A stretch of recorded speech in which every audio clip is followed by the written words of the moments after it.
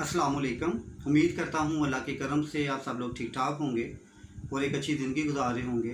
तो आज जनाब मैं एक डिफरेंट प्रोग्राम लेकर आपके सामने हाज़िर हुआ हूँ। इससे पहले जितने भी प्रोग्राम किए गए उसमें कुछ मोटिवेशनल लेक्चर थे, उसके अलावा कुछ साइकोलॉजी के रेफरेंस थे जो स्पेशली जो हमारे सिलेबस है उससे रिलेटेड थे। लेकिन आज अब मैं आपके सामने जिस मौजू पर बात करने जा रहा हूँ वो बेसिकली रमज़ान के हवाले से है और आपको पता है कि 2 दिन के बाद रमज़ान स्टार्ट होने जा रहा है। तो मैं स्पेशली मेरे दिल में ख्याल कैसे आया कि बीइंग अ साइकोलॉजिस्ट अगर मैं बात करूं तो मेरे ख्याल से हमारे सामने जब भी कोई या हमारे पास कोई क्लाइंट आता है तो हम लोग उसे कोई थेरेपिस्ट डायग्नोज कर देते हैं कि जनाब आपको ये मसला है तो उसके लिए ये थेरेपी आप ये काम करें जी, आप मेडिटेशन करें, आप कुछ इस तरह की चीज़ें होती हैं जिनका बुनियादी पर्पज़ उसके दिमाग को चेंज करना होता है। लेकिन मेरा ये मानना है कि रोज़े से बड़ी जो है थेरेपी दुनिया में कोई नहीं है। हमारी जो नफसियाती बीमारियां हैं उनकी जो वजूहात अगर हम आइडेंटिफाई करें तो वो क्या होती हैं।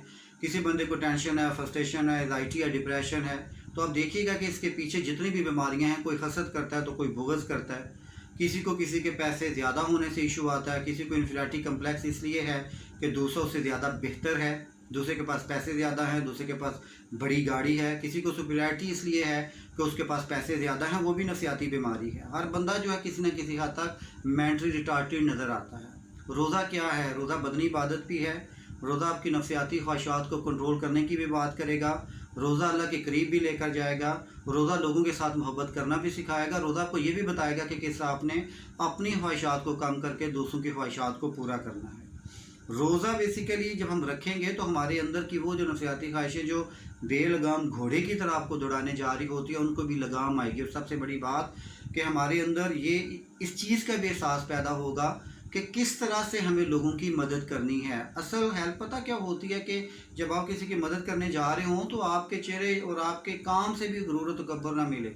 हमारे यहाँ पे हालत ये होती है कि जब हम किसी की मदद करते हैं तो उसके साथ हम 10 दफ़ा ऐलान भी करते हैं कि हमने इसकी मदद की, क्योंकि हमने वो सर्टिफिकेट लेना होता है जो हमारी ईगो को जो है ना वो सुकून और जिसे कहते हैं आराम दे। ऐसा बिल्कुल भी नहीं है। हमारी जितनी भी जहनी बीमारियां हैं वो यकीन कर रहे हैं उनके पीछे वजह क्या होती है कि हम वो अपनी जो अनलिमिटेड वांट्स हैं उनको लिमिटेड सी काम में पैसों में पूरा करने की कोशिश करना शुरू कर देते हैं और उसके लिए फिर हम चोरी चकारी भी करते हैं, दूसरों को दगा भी देते हैं, दूसरों को नुकसान पहुंचाने की भी कोशिश करते हैं।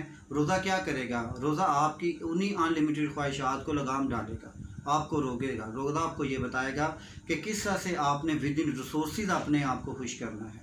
कोशिश कीजिएगा कि इस रमज़ान के अंदर आप लोगों के साथ एक अच्छे सलूक का मुजाहरा करें। आप देखिएगा कि किस तरह से वो लोग जो परेशानियों में मुब्तला हैं कोरोना की वजह से, जिन लोगों के पास सोर्सेज कम हैं, वो जहां आप 2 रोटियां खाते हैं वहां पर 1 रोटी आप अपनी उन लोगों को जाकर दे दीजिएगा तो उनके चेहरे पर जो खुशी आएगी उससे बड़ी खुशी आपको ज़िंदगी में कभी नहीं मिलेगी।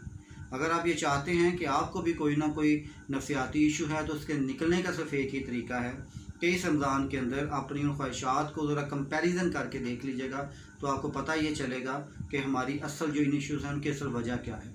मैं कोशिश करूँगा इंशाअल्लाह ताला कि फर्स्ट रमज़ान से हम एक सीक्वेंस में रोज़ाना एक प्रोग्राम किया करें। आप मुझे इस पर फीडबैक ज़रूर दीजिएगा क्योंकि मेरा ये यकीन है कि बीइंग अ मुस्लिम डेफिनेटली हम सब का ये अकीदा है कि रोज़ा जब इंसान रखता है तो उसके अंदर से ये सारी हसद और बुग़्ज़ और ऐसी तमाम चीज़ें जिनका बुनियादी पर्पस सिर्फ अपनी ज़ात को नुकसान देना होता है और हम ये समझ रहे होते हैं कि हम इससे लोगों को नुकसान पहुँचाते हैं। देखें, हसद जो है वो आपकी रूहानी बीमारी है। हसद सिर्फ आपको नुकसान पहुँचाता है, इससे लोगों को कोई फ़र्क नहीं पड़ता।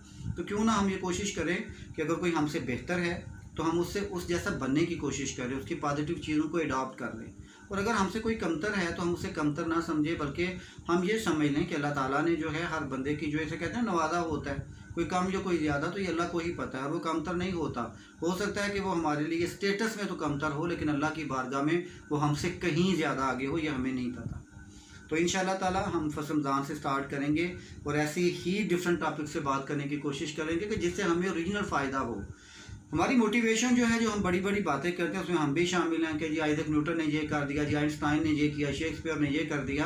तो मेरे ख्याल से हमारे अपने ही मज़हब के अंदर बहुत बड़ी बड़ी ऐसी हस्तियां हैं जिनका मुकाबला किसी से नहीं किया जा सकता। सबसे बड़े जो मोटिवेटर, जो रोल मॉडल हैं, वो इसी मज़हब के अंदर हैं और यही वो मज़हब है जिसने पूरी दुनिया को जो है वो इंसानियत सिखाई। तो इंशाअल्लाह फर्स्ट रमज़ान से इस पर बात करेंगे।